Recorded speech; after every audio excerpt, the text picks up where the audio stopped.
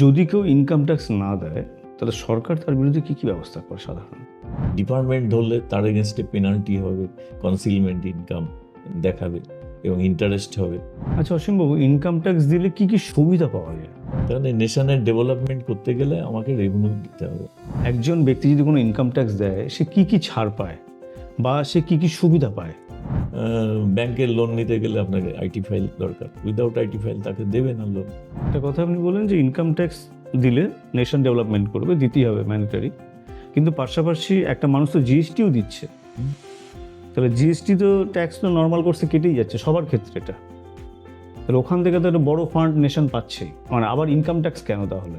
আপনি যে পয়েন্টে বলছেন খুব একটা গুরুত্বপূর্ণ পয়েন্ট, যে একটা আমব্রেলার তলায় যদি থাকে। অনেকে বলে যে অনেক দেশে নাকি ইনকাম ট্যাক্সের কোনো ব্যাপারই নেই এবং আমাদের দেশেও ইনকাম ট্যাক্স না থাকলে নাকি সুবিধা হবে। আপনার কি মনে হয়, দীর্ঘদিন ধরে প্র্যাকটিস করছেন, মানে ইনকাম ট্যাক্স যদি তুলে দেয় সরকার তাহলে দেশ কি এগোবে না পেছবে? ডেভেলপমেন্ট কান্ট্রি যতগুলো আছে, ট্যাক্স বাদ দিয়ে কেউ নেই। সরকারের ইনকামটা কী হবে? সরকার কিভাবে দেশ চালাতে গেলে তো এক্সপেন্সেস করতে হবে। না, ধরুন অনেকে বলে যেটা যে ইনকাম ট্যাক্স তুলে দেখ, শুধু একটাই ট্যাক্স থাকুক, জিএসটি, সেক্ষেত্রে কি সুবিধা কি অসুবিধা হতে পারে দেশের? করলে তো ভালো হয়, কিন্তু বাস্তবে এটা সম্ভব না। অসীমবাবু, কেউ যদি মনে করে কোনো ব্যক্তি যে আমি আইটিআরটা নিজেই করব, সেটা কি আদৌ পসিবল? হ্যাঁ, সম্ভব। তাহলে তাকে সেটা জানতে হবে। আপনার চোখে এখনো পর্যন্ত বেস্ট ফিনান্স মিনিস্টার কাকে দেখেছেন? Doctor Manmohan Singh best finance minister.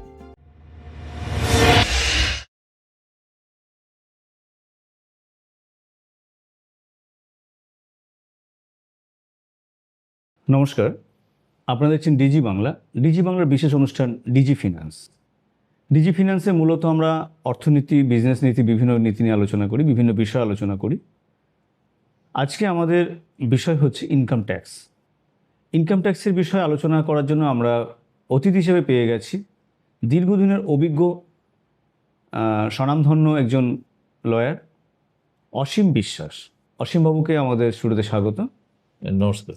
অসীমবাবু, প্রথমে আপনার কাছে আমি জানতে চাইব যে ভারতে ইনকাম ট্যাক্স মূলত কবে থেকে চালু হয়েছিল? ইনকাম ট্যাক্স অ্যাক্টটা চালু হয়েছে 1961 ভারতবর্ষে। সেই থেকেই আমাদের ইনকাম ট্যাক্সের অ্যাক্ট চলছে। ইনকাম ট্যাক্স তখন কিন্তু এখন যত অ্যাক্ট হয়েছে, সেই সময় প্রথম যখন চালু হয়েছিল এত অ্যাক্ট হয়নি। তার কারণ হচ্ছে তখন মানুষের ইনকামটা নির্ধারিত হতো। তখন স্ল্যাব খুব কম ছিল। সে ইয়ারলি 5,000, কোনো ইয়ারলি 10,000 ইনকামের ওপরে তার পার্সেন্টেজ ভাগ হতো, 10%, 5%, সেই স্ল্যাব অনুযায়ী তখন তাকে ট্যাক্স দিতে হতো। ইনকাম ট্যাক্স মূলত আপনার কাদের দিতে হয়? ইনকাম ট্যাক্স মানে দুরকম আছে, একটা হচ্ছে ডাইরেক্ট ট্যাক্স, একটা হচ্ছে ইনডাইরেক্ট ট্যাক্স। ডাইরেক্ট ট্যাক্সটা হচ্ছে আপনার বিজনেসম্যান, মূলত বিজনেসম্যান, এইচইউএফ হতে পারে, পার্টনারশিপ হতে পারে, এলএলপি হতে পারে, প্রাইভেট লিমিটেড কোম্পানি, বিভিন্ন লেভেলের আছে। আর ইনডাইরেক্ট ট্যাক্স যেটা আছে, যেমন অজান্তে তার ট্যাক্সটা এসে যাচ্ছে, সেন্ট্রাল এক্সাইজ, সেখানে আছে আপনার কাস্টমস ডিউটি, সেখানে দিচ্ছেন ট্যাক্স, সেটাকে বলছে ইনডাইরেক্ট ট্যাক্স।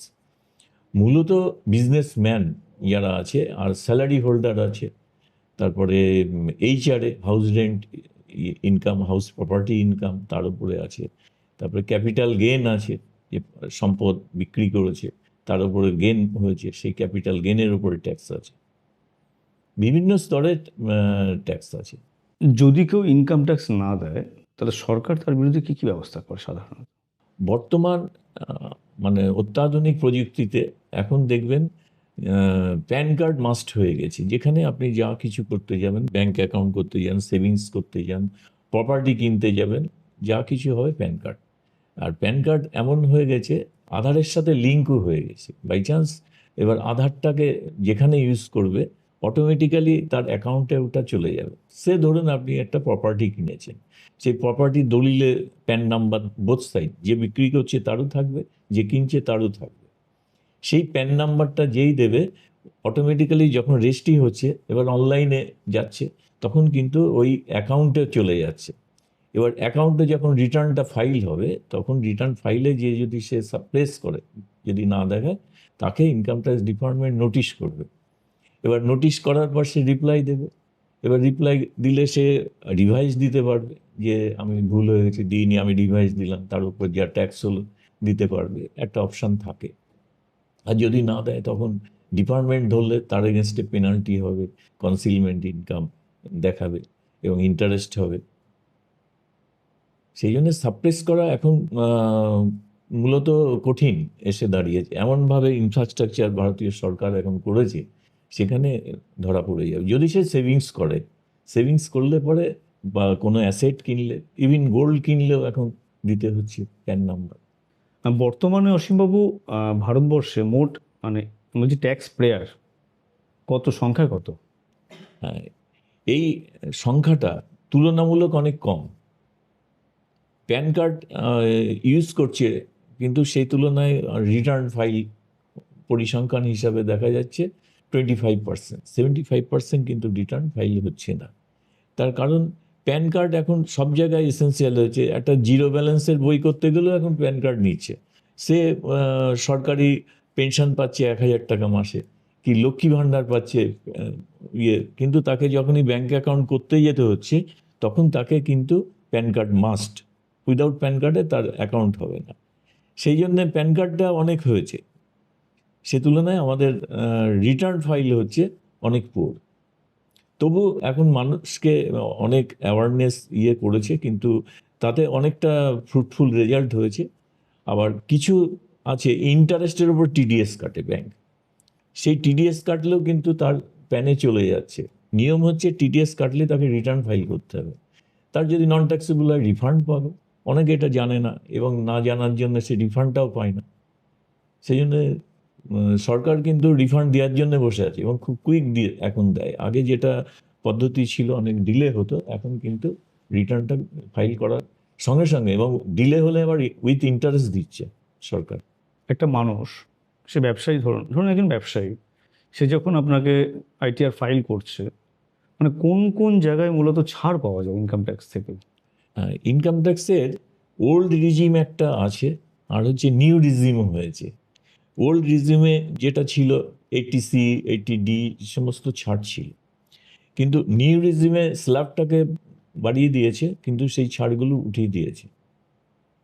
সেই জন্যে ইনকাম ট্যাক্স যখন রিটার্ন ফাইল করবে, কেউ যদি ওল্ড রিজিমে প্রিভিয়াস ইয়ারে করেছে, সে কোনো financial year 23-24 financial year, assessment ইয়ার মানে 24-25, এখন যদি সে নিউ রিজিমে আসতে চায়, এনজয় করবো আমি নিউ রিজিমে, বা ওল্ড নিউ রিজিমে করেছিল আগে, এখন আমি ওল্ড রিজিমে দেখছি আমার ট্যাক্সটা কম, সেক্ষেত্রে যদি সে করতে চায়, তাহলে তাকে 12A একটা ফর্ম আছে ডিপার্টমেন্টে, সেটা পূরণ করতে হবে, করে পাঠাতে হবে, দিয়ে কমিশনার সেটা অ্যাপ্রুভাল করবে, তবেই সে নিউ রিজিমে আসতে পারে, বা ওল্ড রিজিমে যদি সে চেঞ্জ করে। মূলত এখন ট্যাক্সের ছাড়টা অনেক অনেক বেশি। আমাদের এখানে পরিসংখ্যান দেখা যাচ্ছে অনেকই নন ট্যাক্সেবল ইনকাম আসছে।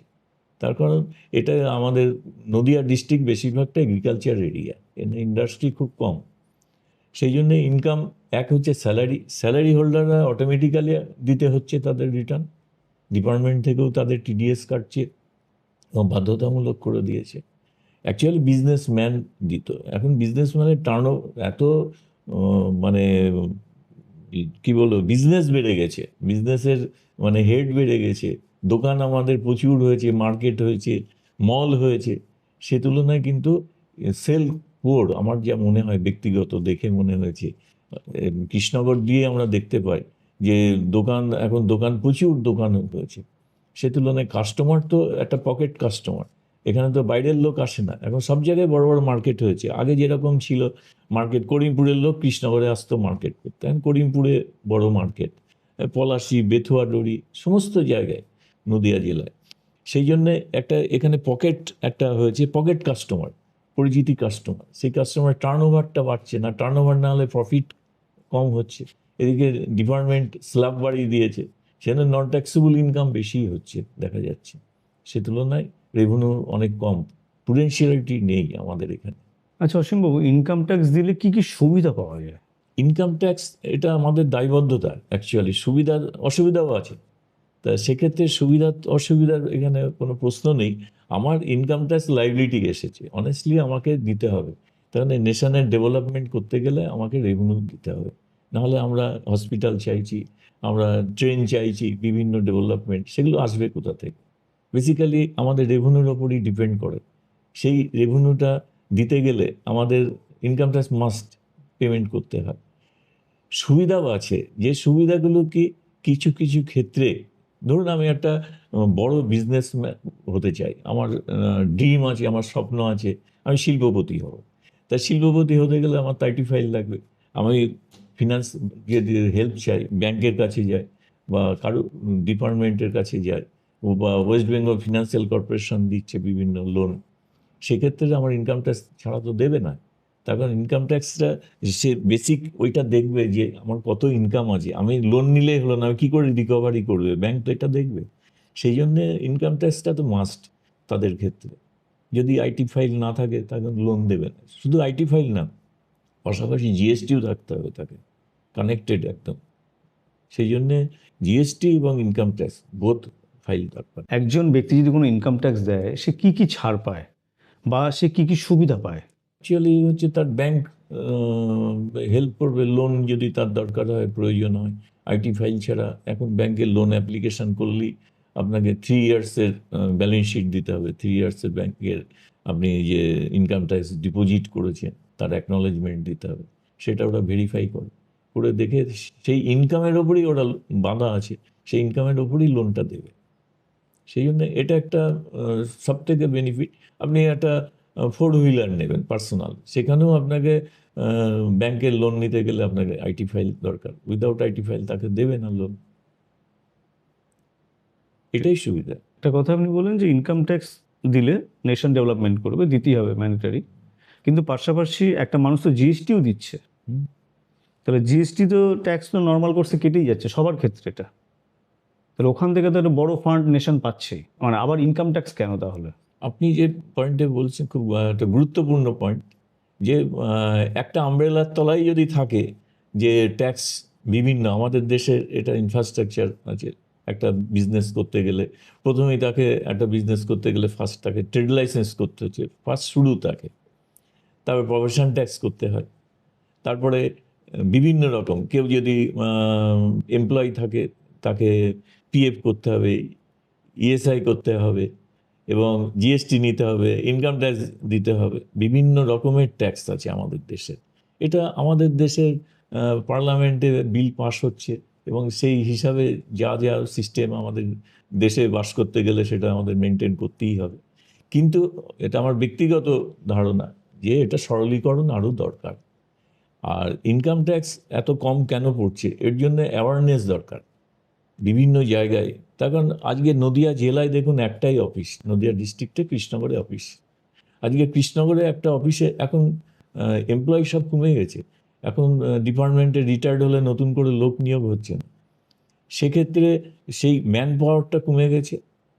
সেই জন্যে আমার মনে হয় বিভিন্ন জায়গায় ছোট ছোট অফিস করলে বেটার হয়। বিভিন্ন জায়গায়, যেমন নদিয়া জেলাতে আমাদের করিমপুর একটা কর্নার, আমরা ইচ্ছা করলে তেহট্ট, ওখানে একটা অফিস করতে পারি, ছোট অফিস। কিন্তু মানুষ ওখানে যাবে, যোগাযোগ করবে, এবং ওখানকার ওরাও যাবে। অ্যাওয়ারনেস একটা দরকার আছে। মানুষের ভীতি আছে, রেভিনিউ সম্বন্ধে মানুষের একটা ভীতি আছে, আর মফস্বল আমাদের এখানে। সেই ভীতিটাকে ভাঙতে গেলে সরকারের উচিত অ্যাওয়ারনেস প্রোগ্রাম করা, এবং অ্যাওয়ারনেস প্রোগ্রামের মাধ্যমে তাদেরকে বোঝানোর দরকার যে তুমি কেন ট্যাক্স দেবে, আর ট্যাক্স দিলে তোমার কি বেনিফিট, এবং ট্যাক্স না দিলে তোমার কি ক্ষতি। সেইটা যখন বুঝতে পারবে মানুষ এগিয়ে আসবে। সেই জন্যে, এবং জিএসটি আমরা প্র্যাকটিক্যালি কাজ করতে গিয়ে দেখতে পাচ্ছি কিছু কিছু অসাধু ব্যবসায়ী আছে, তারা জিএসটিটাকে ফাঁকি দিচ্ছে। এবার কী করে ফাঁকি দিচ্ছে? বিল কেনা বেচা কর, মাল কিনলো না, তার বিল কেনা বেচা, রেজিস্ট্রেশন নিয়েছে, তার বিজনেস প্লেসই নেই। এগুলো কঠোরভাবে সরকারকে দেখতে হবে। তার কারণ একজন অনেস্ট বিজনেসম্যান সে ট্যাক্স দিচ্ছে, তার প্রফিট কমে যাচ্ছে। আরেকজন ডিজনেস্ট বিজনেসম্যান, সে তার থেকে কম রেটে বেচছে। কেন বেচছে? সে তো বিল কেনা বেচা করে, সে বিলের টাকায় প্রফিট। তার এমনি প্রোডাক্ট যেটা কিনলো সেটা যদি সে কম দামেও বিক্রি করে কেনার থেকেও, তাও তার প্রফিট, যে বিল কেনা বেচা করছে। তো এইগুলো এখনো সেই রকমভাবে ইনফ্রাস্ট্রাকচার এখন আমাদের দেশে হয়নি, এগুলো করার দরকার। আর একটা মোবাইল চেকিং অন রোড, যেটা আগে চেকপোস্ট ছিল যেমন সেলস ট্যাক্স আমলে, এখন সেই চেকপোস্ট উঠে গেছে। চেকপোস্ট উঠাতে কি হচ্ছে, মাল আসছে উইদাউট বিলে বেশিরভাগ, এবং সেইগুলো তো ইনভয়েস হচ্ছে না। এবার অসাধু ব্যবসাদার সে সুযোগটা নিচ্ছে, নিয়ে সে বিজনেস করছে, প্রফিটটা পার্সোনাল গেন হচ্ছে, সরকারের কিছু গেন হচ্ছে না, লস হচ্ছে। সেই জন্যে মানে মনে হয় সরকার এবার পলিসি নিয়েছে, জিএসটি বিভিন্ন অফিস হবে। এটা শুনতে পারলাম যে জিএসটি যেমন কৃষ্ণনগরে অফিস আছে, এটা বেথুয়াডুরি অফিস হবে, নাজিরপুর ওখানে হতে পারে, কি কৃষ্ণগঞ্জ মাঝদিয়ার ওদিকে হতে পারে, কল্যাণী হতে পারে। সেটা খুবই দরকার। অসীমবাবু, একটা জিনিস প্রশ্ন না করে পারছি না। অনেকে বলে যে অনেক দেশে নাকি ইনকাম ট্যাক্সের কোনো ব্যাপারই নেই, এবং আমাদের দেশেও ইনকাম ট্যাক্স না থাকলে নাকি সুবিধা হবে। আপনার কি মনে হয়, দীর্ঘদিন ধরে প্র্যাকটিস করছেন, মানে ইনকাম ট্যাক্স যদি তুলে দেয় সরকার, তাহলে দেশ কি এগোবে না পেছবে? অবভিয়াসলি দেখুন, ডেভেলপমেন্ট কান্ট্রি যতগুলো আছে, ট্যাক্স বাদ দিয়ে কেউ নেই। তার কারণ হচ্ছে, আমার সরকারের ইনকামটা কি হবে, সরকার কিভাবে দেশ চালাতে গেলে তো এক্সপেন্সেস করতে হবে।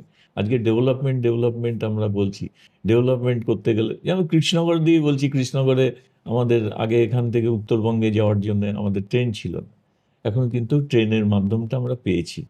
তা এই ডেভেলপমেন্ট করতে গেলে তো এই যে ডবল লাইন হলো, এই যে আমাদের জলঙ্গির যে ব্রিজটা আবার থার্ড ব্রিজ হচ্ছে, তো এগুলো তো টাকার দরকার।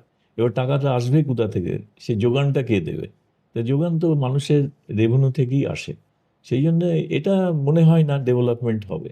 কারণ ট্যাক্স ছাড়া কি হবে, এক শ্রেণীর আজকে ট্যাক্স কমিয়ে দিয়েছে, সে ধরুন জিএসটির অনেক আইটেমের উপর ট্যাক্স, মার্কেটের এফেক্ট আমরা পাচ্ছি। এগুলো বিজনেসম্যান যারা তারা গেন করছে, কিন্তু কাস্টমারের কি হচ্ছে, কাস্টমার তো গেন করছে না। আজ অনেক জিনিসের দাম কমার কথা, জিএসটি অনেক কমিয়ে দিয়েছে, কই আমরা তো বাস্তবে তো পাচ্ছি না। প্র্যাকটিক্যালি আমরা যখন পারচেস করতে যাচ্ছি তখন যা আছে, কয়েকটা আইটেমের কমেছে, তাতে বিভিন্ন আইটেমের কমেনি। সেই ক্ষেত্রে মনে হয় না এটা। আর একটা জিনিস, রেস্ট্রিকশন থাকার দরকার যে কোনো জিনিসের। আজকে লাইসেন্স কেন দরকার? ওপেন যদি হয়ে যায়, সে ধরুন গ্যাসের লাইসেন্স দরকার এবং ডিস্ট্রিবিউটার দরকার, তার থ্রু দিয়ে পারচেস হবে। এখন যদি প্রতি ঘরেই যদি গ্যাস বিক্রি করে, তাহলে সে কী হবে, ব্যবসা কী হবে, রেভিনিউ আসবে না।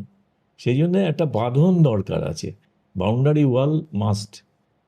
আর বিশেষত আমাদের মতো দেশে, যেখানে আমাদের দেশে এখনও পরিসংখ্যানে দেখা যাচ্ছে মানুষের শিক্ষিত হার, সেইটা সচেতন নাগরিক না হলে কি করে হবে? এবং সেই সচেতন যখন আসবে তখন স্বেচ্ছায় দেবে। আমার তো ব্যক্তিগত ধারণা হয় যে একটা টেবিলে যদি ট্যাক্সটা আসে ভালো হয়। বিভিন্ন জায়গায় যদি ট্যাক্সটা এরকম হয় যে, সে ধরুন রেস্টুরেন্টে আমরা খেতে গেছি, আমি জিএসটিটা নিচ্ছি, ওইখানে নিক না 1% ইনকাম ট্যাক্স, ওখানেই সব ট্যাক্সটা নিয়ে নিই, এবং নেওয়ার সঙ্গে সঙ্গে ওই ট্যাক্সটা অনলাইনে এবং ডিপার্টমেন্টের কাছে চলে যাবে, আমাকে পরে মাসে মাসে জমা দিতে হবে না, এবং বিজনেসম্যান ওই টাকাটা রেখে দিতে পারবে না। সেরকম করলে বেটার হয়। না, ধরুন অনেকে বলে যেটা, যে ইনকাম ট্যাক্স তুলে দিক, শুধু একটাই ট্যাক্স থাকুক, জিএসটি। মানে আপনি অনেকগুলো ট্যাক্স দিচ্ছেন, একবার ইনকাম ট্যাক্স দিচ্ছেন, একবার জিএসটি দিচ্ছেন, একবার বিভিন্ন যে ট্যাক্সগুলো আপনি বললেন, এক্সাইজ ডিউটি দিচ্ছেন, বিভিন্ন রকম ডিউটি দিচ্ছেন আপনি। তো সেই জায়গা থেকে যদি এক ছাতার তলায় মানে শুধু জিএসটি হয়, সেক্ষেত্রে কি সুবিধা কি অসুবিধা হতে পারে দেশের? হ্যাঁ, আপনার সুন্দর প্রশ্ন। করলে তো ভালো হয়, কিন্তু বাস্তবে এটা সম্ভব না। কেন বলি, দেখুন, জিএসটি একটা গুডস সার্ভিস ট্যাক্স। আগে এটা সেলস ট্যাক্স ছিল, শুধু সার্ভিস ট্যাক্সটা আলাদা ছিল। সার্ভিস ট্যাক্স ছিল, কিন্তু সার্ভিস ট্যাক্সটা আলাদা ডিপার্টমেন্টের ছিল। আর জিএসটি আগে আমাদের এখানে সেলস ট্যাক্স ছিল, ভ্যাট ছিল। সেল ট্যাক্সের পরে ভ্যাট চালু হয়েছিল, তারপরে জিএসটি আসলো। তখন এটা কিন্তু স্টেটের আন্ডারে ছিল। জিএসটির আগে যখন আমাদের ভ্যাট ছিল, ভ্যাটটা আপনার অ্যাকচুয়ালি স্টেটের, কিন্তু এটা এখন জিএসটিটা হচ্ছে গুডস সার্ভিস ট্যাক্স, দেখবেন জিএসটি, এসজিএসটি, সিজিএসটি। এসজিএসটি হচ্ছে স্টেটের, আর সিজিএসটি হচ্ছে সেন্ট্রাল, ভাগ হয়ে গেল। তেমনি ইনকাম ট্যাক্সটা হচ্ছে তো সেন্ট্রালের। সেন্ট্রালের থেকে আমাদের রাজ্য থেকে যে রেভিনিউটা যায় তার একটা পুয়ার পার্সেন্টেজ একটা রাজ্য পায়, যে যে রাজ্য থেকে যেটা যায় সেটা পায়। তা নাহলে সেন্ট্রালটা চলবে কী করে? সেই জন্যে এটা সুন্দর প্রস্তাব। আর একটা আমাদের খুব উইক আমরা, মানে দেশের এটা বলবো, যে যখন বাজেটটা তৈরি হয়, বাজেটের আগে সরকারের উচিত যে অ্যাকচুয়ালি যারা ফিল্ডে কাজ করে তাদের কি কি প্রবলেম হচ্ছে, কি করে রেভিনিউ আসে এবং সহজ পদ্ধতিতে রেভিনিউ ফাঁকি দিতে পারে না, সেই প্রপোজালগুলো বাজেটের আগে নেয় সরকার, রাজ্য সরকার এবং সেন্ট্রাল দুটোই যদি তারা নেয়, তার থেকে অনেক ফ্রুটফুল রেজাল্ট হয়। তার কারণ তারা ঘরে বসে, ঠান্ডা ঘরে বসে তারা যা যা করলো, এবং শিল্পপতি, কিছু শিল্পপতি তাদের ইয়েতে চললো, তাহলে কিন্তু সেই এরকম বাজেট ওই হবে, এটা বাড়বে ওটা কমবে, এর সুবিধার্থে করে দেবে, এটা না। অ্যাকচুয়ালি মানে কি বলবো, গ্রাসরুটে যারা কাজ করছে, ইনকাম ট্যাক্স অফিসার যারা, তারা জানতে পারছে, জিএসটি যারা অফিসার জানতে পারছে, কিছু প্র্যাকটিশনার আছে, লয়ার আছে, তারা কাজ করছে, তাদের কাছেও সাজেশন নিক কী করলে প্রপোজাল হয়। সেক্ষেত্রে আমার মনে হয় ট্যাক্সের রেটটা আরও কমানো যায়। আমাদের দেশের ট্যাক্সের রেট অনেক বেশি। আজকে কেউ 1 কোটি টাকা ইনকাম করলে তাকে 30 লাখ টাকা ট্যাক্স দিতে হবে, ইনকাম ট্যাক্স। তাই কঠোর পরিশ্রম করে সে 1 কোটি টাকা ইনকাম করছে, 30 লক্ষ দিতে গেলে তার গায়ে লাগবে ডেফিনেটলি। কিন্তু সেটা যদি 2% কি 5% এরকম করে, তাতে কিন্তু ট্যাক্সটা আসে বেশি মনে হয় আমার। সে তাহলে তার এই সাপ্রেস করার মানসিকতাটা থাকবে না, এই সাপ্রেস করে কনসিল ইনকাম হচ্ছে। বিজনেসম্যান, বেশিরভাগ বিজনেসম্যানই দেখবে কি, আমার ইনকাম এই হচ্ছে, জানে যে এটার ওপরে এই রেট দিতে হবে, এই করতে হবে, অডিট করব আমি, অডিটের এই সিস্টেম, যা যা সিস্টেমে করবে সেই সিস্টেমটাকে ঠিক রাখলেই হলো, আমার আর কিছু হবে না। অসীমবাবু, আপনি দীর্ঘদিন ধরে ইনকাম ট্যাক্সের প্র্যাকটিস করছেন। কোন সরকারের আমলে আপনার মনে হয়েছে সব থেকে বেশি সাধারণ মানুষ বেনিফিটেড হয়েছে? এবং উল্টোটাও জিজ্ঞাসা করতে চাই, কোন সরকারের আমলে সব থেকে বেশি সমস্যায় পড়েছে মানুষ? যখন ডক্টর মনমোহন সিং যখন সত্যিকারের অর্থমন্ত্রী ছিলেন, সেই সময় কিন্তু একটা জোয়ার এসেছিল, যে বিশেষত ইনকাম ট্যাক্সটা ইয়ে নিয়ে, এবং উনি অনেক কিছু সরলীকরণ করেছিলেন, বিভিন্ন স্কিম করেছিলেন মানুষকে।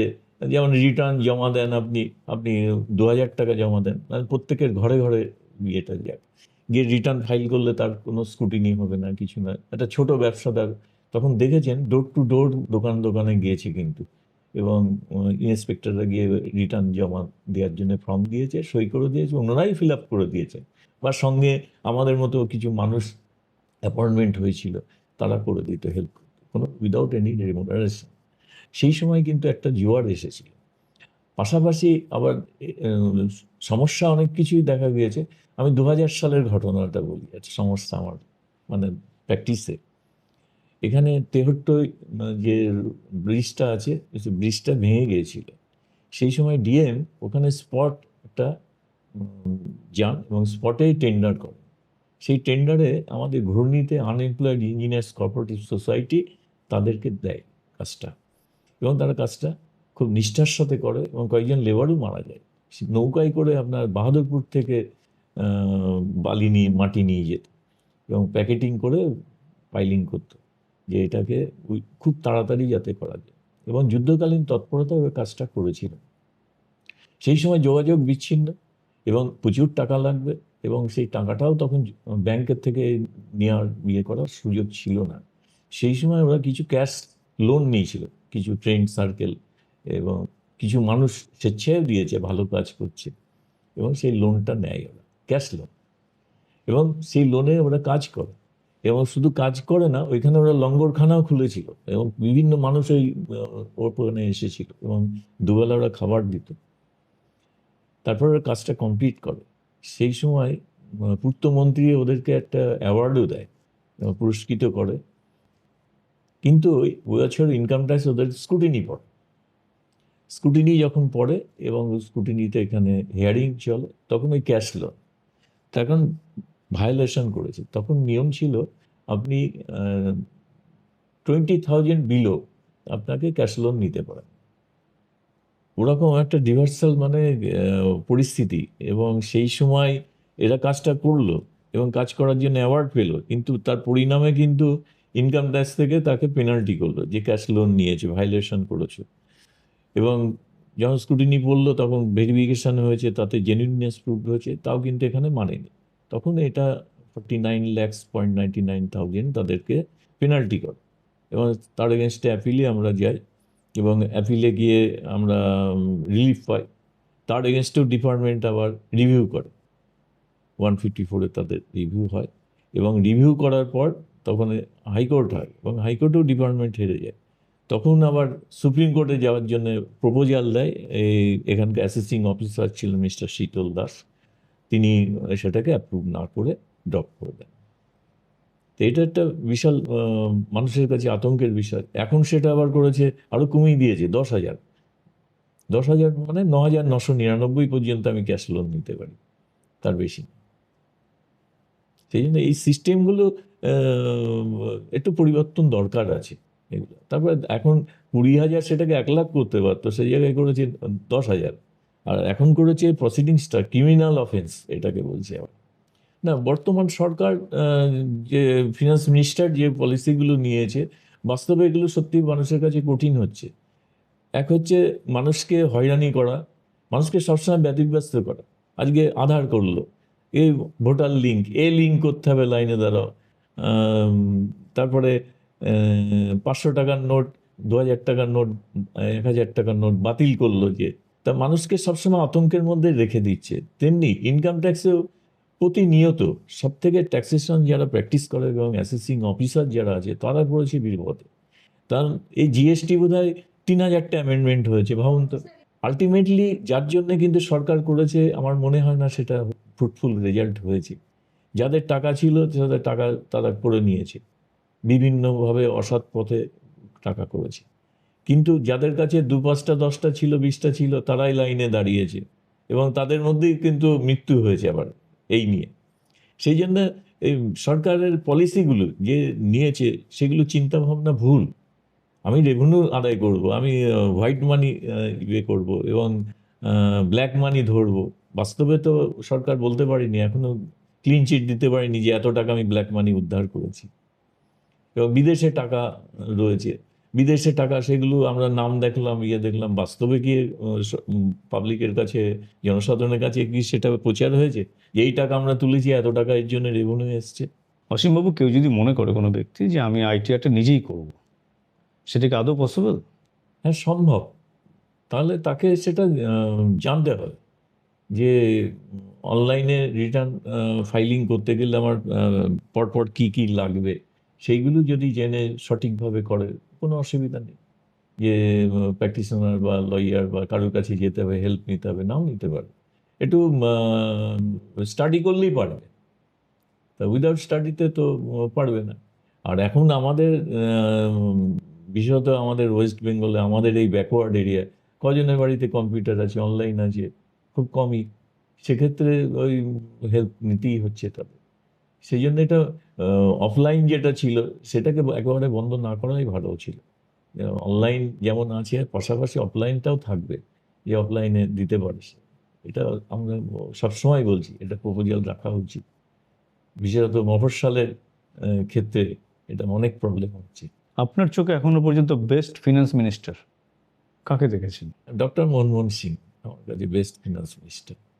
সামান্য উনার যে পরিকল্পনাগুলো যেগুলো ছিল উনার আমলে, যেগুলো করেছিলেন, এবং সত্যি গঠনমূলক একটা চিন্তা ভাবনা ছিল, যে মানুষকে স্মুথলি, যে মানুষ ট্যাক্স দেবে, স্বেচ্ছায় মানুষ ট্যাক্স দিতে আসবে, এবং সরলীকরণ, যে সময় ওখানে সরল রিটার্ন নামই দিয়েছিলেন, সরল একটা ফর্ম ছিল, খুবই সরল, এক পাতার এটা রিটার্ন ইয়ে করে, এবং অফলাইন ছিল। সেই সময় প্রচুর রিটার্ন ফাইল হয়েছে, তখন মানুষ স্বেচ্ছায় এসেছে, এবং অ্যাওয়ারনেস প্রোগ্রাম হয়েছে। সেই সময় আমরা নিজেরাই গিয়েছি, অনেক বিভিন্ন জায়গায় অ্যাওয়ারনেস প্রোগ্রাম করেছেন, এবং এটা খুব চাপ ছিল যে আপনি কতগুলো করলেন, জানান অ্যাওয়ারনেস প্রোগ্রাম কোথায় কোথায় করেছেন। এবং এর সাথে চেম্বার অফ কমার্সকে নিতে হবে, ডিস্ট্রিক্ট চেম্বার অফ কমার্স, তাদেরকে নিতে হবে, ব্যবসায়ী সমিতিদের রাখতে হবে, যারা ট্যাক্স দেয়। আমরা অ্যাওয়ারনেস প্রোগ্রাম করছি, এবার ব্যবসায়ী সমিতি নেই, ব্যবসায়ীরা নেই, যাদের নিয়ে করব তাদের তো দরকার। সেগুলো কিন্তু উনি বুঝেছিলেন এবং করেছিলেন। আচ্ছা অসীমবাবু, যেমন জিএসটিতে আমরা বিভিন্ন সময় দেখেছি আমাদের স্টেট প্রথম র্যাঙ্কের ক্ষেত্রে, মাঝে মাঝে আমরা হ্যাঁ দেখতে হ্যাঁ, পাই। জিএসটিতে সেরকম ইনকাম ট্যাক্সের ক্ষেত্রে আমাদের স্টেটের র্যাঙ্ক কত? আমাদের স্টেটের তুলনামূলক পরিসংখ্যান হিসাবে দেখা যায় আমাদের স্টেটের র্যাঙ্ক ভালো রেভিনিউর দিক থেকে, জিএসটি এবং বোথ ইনকাম ট্যাক্সও। তা জিএসটি যে পারফরমেন্স ইয়েটা আমরা পাই, সেই ক্ষেত্রে ইনকাম ট্যাক্সের আমাদের এখানে তুলনামূলক কম, তুলনামূলক। তার কারণও আছে। তার কারণ আমাদের এখানে বিজনেস হচ্ছে, জিএসটিটা বেশি আসে কেন? তার কারণ ইম্পোর্টেড মাল বেশি আসে। কারণ আমাদের এখানে প্রোডাকশন, গাড়ি প্রোডাকশন নেই, টু হুইলার ফোর হুইলার নেই, সেগুলো কিন্তু বাইরে থেকেই আসে। আজকে রাজস্থান থেকে দেখবেন সব তেলের ট্যাঙ্কার আসছে, সর্ষে আসছে, আমাদের এখানে যে প্রোডাকশন হয় তাতে হয় না। আর সেক্ষেত্রেও আমাদের রেভিনিউ জিএসটিতে আসছে। আগে এটা ছিল না, আগে সেন্ট্রাল ট্যাক্স ছিল, যেমন ভ্যাট ছিল, ইয়ে ছিল। কিন্তু এখন জিএসটি ক্ষেত্রে সেটা বেড়েছে, সেই জন্য আমাদের স্টেটের ট্যাক্সটাও বেড়েছে। এই ইনকাম ট্যাক্সটা আবার কি নিজের স্টেটে থাকলে আমাদের ইনকামটা বাড়তো, তার মানে এই আনতে গিয়ে এখন ক্যারেজ একটা বিশাল অ্যামাউন্ট লাগে, এই ক্যারেজের খরচাটা বাড়ছে, সেই জন্য প্রফিট অফ মার্জিনটা কমে গেছে। এই প্রফিট অফ মার্জিন কমার জন্য এখন এখানে কিন্তু ইনকামটা কমে গেছে মানুষের। অসীমবাবু, কেউ যদি ইনকাম ট্যাক্স ডিউ রাখে তাহলে লিগ্যাল প্রভিশন কি আছে তার? খুব ভালো একটা প্রশ্ন। ডিপার্টমেন্ট প্রথমে তাকে অনেক অপরচুনিটি দেয়, প্রথমে তাকে নোটিশ দেয়, রিমাইন্ডার দেয়, ডিমান্ড নোটিশ, আউটস্ট্যান্ডিং ডিমান্ডে আছে এত তারিখের মধ্যে তুমি জমা দাও, ইয়ে দাও, এসব করে। তারপরে তার ব্যাংক অ্যাকাউন্ট যদি দেখে না দিচ্ছে না, তখন তার ব্যাংক অ্যাকাউন্ট অ্যাটাচমেন্ট করে। এবার ব্যাংকেও ধরলে পেল না, ব্যাংকেও টাকা নেই তার, তখন তাকে সার্টিফিকেট করে। এখানে ডিপার্টমেন্টেরই একটা সার্টিফিকেট অফিসার আছেন, প্রতিটা ডিস্ট্রিক্টেই সার্টিফিকেট অফিসার আছে। আমাদের নদিয়া, মুর্শিদাবাদ, বহরমপুরে আছেন সার্টিফিকেট অফিসার, টিআরও বলে, ট্যাক্স রিকভারি অফিসার। সেই ট্যাক্স রিকভারি অফিসার তখন চেষ্টা করে, সেও বিভিন্ন নোটিশ পাঠায়, পাঠায়, তার ইন্সপেক্টররা যায়, গিয়ে তাতে রিকোয়েস্ট করে, ভালোভাবে বলে দেখুন রেভিনিউ দেন গভর্নমেন্টের ইয়ে। এবার তার দেওয়ার ক্ষমতা আছে, দিল না, তাহলে তার প্রপার্টি আছে, তখন তার প্রপার্টি ক্রোধ করে, সেই প্রপার্টি ক্রোধ করে নিলাম করে বিক্রি করে ট্যাক্স আদায় করতে পারে। এইটার সংখ্যাটা খুব কম। মনে করুন এক সময় সে ভালো ব্যবসা করছিল, বর্তমানে তার অবস্থা খারাপ, কিন্তু ট্যাক্স ডিউ আছে, ইনকাম ট্যাক্সের ডিউ আছে, প্রপার্টি এখন নেই, অবস্থা খুবই খারাপ, সেক্ষেত্রে তাহলে সরকার কি করবে? না, সেক্ষেত্রে একটা আইনত একটা প্রভিশন, তার যদি কিছু না থাকে সে দেবে কোথা থেকে? বাস্তব তো এটা, সে দেওয়ার ক্ষমতা নেই, তাহলে তাকে দেউলিয়া ঘোষণা করতে হবে। এবার দেউলিয়া ঘোষণা কোর্ট থেকে অর্ডার হলে পরে ড্রাফট হয়ে যাবে। এরকম হয়েছে, আমাদের নদিয়াতেও হয়েছে এরকম ঘটনা। তাহলে তার প্রপার্টি নেই, কিছু নেই, তাহলে দেউলিয়া আসে, সে দেউলিয়াটা প্রুভ করতে পারলে কোর্ট অর্ডার দিলে পরে ডিপার্টমেন্ট থেকেও একটা তদন্ত হয়, সেটা জেনুইননেস হলে, প্রুভড হলে ড্রাফট হয়ে যায়। আচ্ছা অসীমবাবু, প্রায় 30 বছরের কাছে আপনি ইনকাম ট্যাক্স প্র্যাকটিস করছেন। এই 30 বছরের কেরিয়ারে আপনার সব থেকে কমপ্লিকেটেড কেস কি পেয়েছেন হাতে, যেটা একদম আমাদের দর্শকদের জন্য যদি একটু বলেন? কমপ্লিকেটেড কেস বলতে, একটা আমার ইনকাম ট্যাক্সের ওই, এর আগে প্রশ্নটা করলেন যে আউটস্ট্যান্ডিং ডিমান্ড থাকলে কি ইয়ে করে, রিকভারি করে। আমার এখানে নাম করেই বলছি, পার্বতী বস্ত্রালয়, এদের দুই ভাইয়ে ভাইয়ে একটা ট্রাসলে গণ্ডগোলে আপনার ইনকাম ট্যাক্সের রিটার্ন দিত না, দেওয়ার পরে নোটিশের পর নোটিশ আসছে, নোটিশের না দেওয়ার পর নন কমপ্লায়েন্স। এবার প্রতি বছরই ওই একতরফা হতো, এক্সপার্টি অ্যাসেসমেন্ট করে হিউজ ডিমান্ড ওদের জমা পড়ে যায়, তারপরে নোটিশ পাঠাতো, সেক্ষেত্রেও এরা কমপ্লাইন করতো না। হতে হতে ওদের যেরকম বললাম ট্যাক্স রিকভারিকে দিয়েছে, ট্যাক্স রিকভারি তো প্রপার্টি দেখবে, ব্যাংকে নেই, প্রপার্টি কী দেখবে? প্রপার্টি ওদের আছে এবং ব্যালেন্স শিটে এটা পেয়ে যায়, তখন এদের বাড়ি, বিজনেস প্লেস, এগুলো দোকান, এগুলো ক্রোক করে এবং নিলামও হয়ে যায়। এমতো অবস্থায় আমাকে ইনকাম ট্যাক্সেরই এখানে সিআইটি ছিলেন বংশীবাবু, গোলাপটিতেই বাড়ি, উনি একদিন আমায় ফোন করে যে, অসীম, একটা খুব বিপদে পড়েছি, আমারই বন্ধু বিমান, তো আমার বন্ধু হয় বিমান মোদক, তা কেসটা এই ঘটনা। এখন এগুলো তো খুব ক্রিটিক্যাল, আমিও তো ডিপার্টমেন্টে দীর্ঘদিন কাজ করেছি, এটা কি করে সলভ করা যায়, কোনো রাস্তা ওয়ে আছে কিনা। বললাম সেই 71-72 সাল থেকে দেখেছি ডিম্যান্ড, সেগুলো এত বছরের, দেখুন এটা বলা তো মুশকিল। একমাত্র রায় দিতে পারে হাইকোর্ট, হাইকোর্ট ছাড়া এটা রায় দিতে পারে না। তা বিমানবাবু আমার সাথে দেখা করলেন, বললেন। তখন আমি বললাম, দেখুন আমি তখন মানে হাইকোর্টে আমি যাই, হাইকোর্টে আমি সিভিল প্র্যাকটিস করি, আমি ট্যাক্সেশনও করি। তা বললাম হাইকোর্টে করতে পারেন, কিন্তু আপনার এই কেসটা এত বড় কেস, আমাদের পাত্তা দেবে না। এখন ওখানে একটা প্রভাবশালী লয়ার, একটা সিনিয়র কাউকে নিতে হবে। তখন আমরা উনি বললেন তাহলে জুলুবাবুর কাছে, জুলুবাবুর কাছে। তা উনি গিয়েছিলেন, জুলুবাবু, জুলুবাবু একজন ভালো লয়ারের রেফারেন্স দিলেন, দিয়ে এবার আমরা সেখানে গেলাম। গিয়ে উনি প্রথমে তো জুলুবাবুর রেফারেন্স বলেই নিলেন যে এত অবশ্যই। তা আমি তো সময় দিতে পারবো না, এই কেসটা আপনাকেই করতে হবে, আমি অ্যাপিয়ার, কেস সাজানোর দায়িত্ব আপনার, এবং আমি কোর্ট থেকে অর্ডার করে দিচ্ছি, আপনি অফিসে গিয়ে ভিজিট করে আপনার অফিসের যা যা ডাটা কালেকশন করতে হবে, ওদের ভুলগুলো শুধু ধরতে হবে। তাই বিমানবাবু আর আমি এই প্রত্যেক দিন ইনকাম ট্যাক্সে ওয়ার্কিং আওয়ার্সে আমরা যেতাম, গিয়ে অফিস থেকে অর্ডার দেখিয়ে ওই ওরাও বসে থাকতো, ফাইল দিয়ে দিত, ফাইল থেকে আমরা নোট করতাম। নোট করে গিয়ে দেখলাম তখন তো ম্যানুয়াল হতো, অনলাইন ছিল না। এক একটা ইয়ারে যে অফিসার এসছে 2বার 3বার 4বার হয়ে গেছে, অ্যাসেসমেন্ট হয়েছে, সার্টিফিকেট হয়েছে, একই ইয়ারে 2বার 3বার করেছে। পেনাল্টি এখন ব্যাকডেটের করছে, এখনকার যে আইন ছিল সেই আইন বেসিসেও করছে, আগে এই আইন ছিল না পেনাল্টিটা, সেই প্রভিশনগুলো, এইগুলো সমস্ত আমি ডাটা নোট করলাম, করে খুব সিনসিয়ারলি মানে এটাকে রিলিভ করতেই হবে এই একটা অ্যাটিটিউড নিয়ে, এবং করে যোগ টোগ করে করে সমস্ত ভুল প্রায় 100 পাতার উপরে আমাদের নোট হয়েছিল, যে এই ভুলগুলো ধরেছি।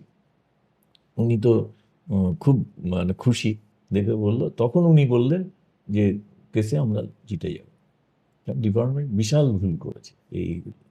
তখন আমরা হাইকোর্টে ফাইল করলাম।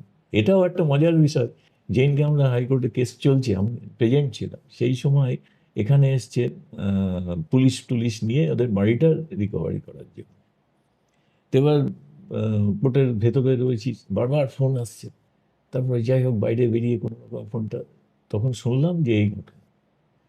তা বলে ঈশ্বর যা করে মঙ্গলের জন্য ওরা সেই মুহূর্তে গেছিলেন, এবং এজলাসে যখন আমরা বললাম ডিভিশন বেঞ্চে যে এই ঘটনা, তো উনি তো খুব মানে খুব রেগেই গেলেন, আমার কেস চলছে এই মুহূর্তে ওখানে গেছে, কি এমন ইম্পর্টেন্ট আছে, আর তারপরে আরও তো অনেক ডিমান্ড আছে, সেগুলো না এটা নিয়েই পড়েছে এখানে।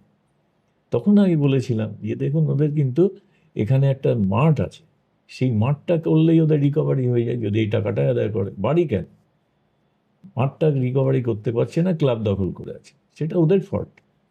উনি তারপরে সঙ্গে সঙ্গে বলে এসপি ফোন, তখন ওনার এসপি ফোন দিয়ে এসপিকে ফোন করে বলেন ইমিডিয়েট স্টপ ইট, কেস চলছে, আমি একটা ইন্টারিম অর্ডার পাস করেছি অ্যান্ড স্টে।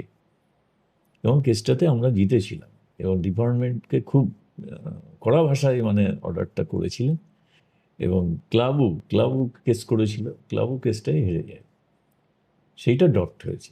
এটা একটা মানে জয় বলতে পারেন, নৈতিক জয়, এবং আমরা ওরাও খুশি, আমরাও খুব খুশি।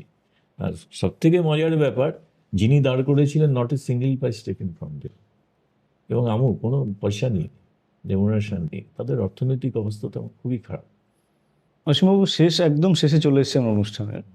ধরুন আজকে যদি কেউ বিজনেস করতে চায়, বা ইনকাম ট্যাক্সের উপরে কোনো ফাইল করতে চায়, বা বিভিন্ন রকম ইস্যুসগুলো থাকে, ফেস করে, আপনাদের সাথে যোগাযোগ কীভাবে করবে তাহলে তারা?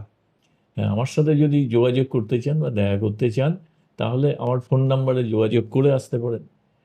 ফোন নাম্বার বলে দিচ্ছি, 9434055868।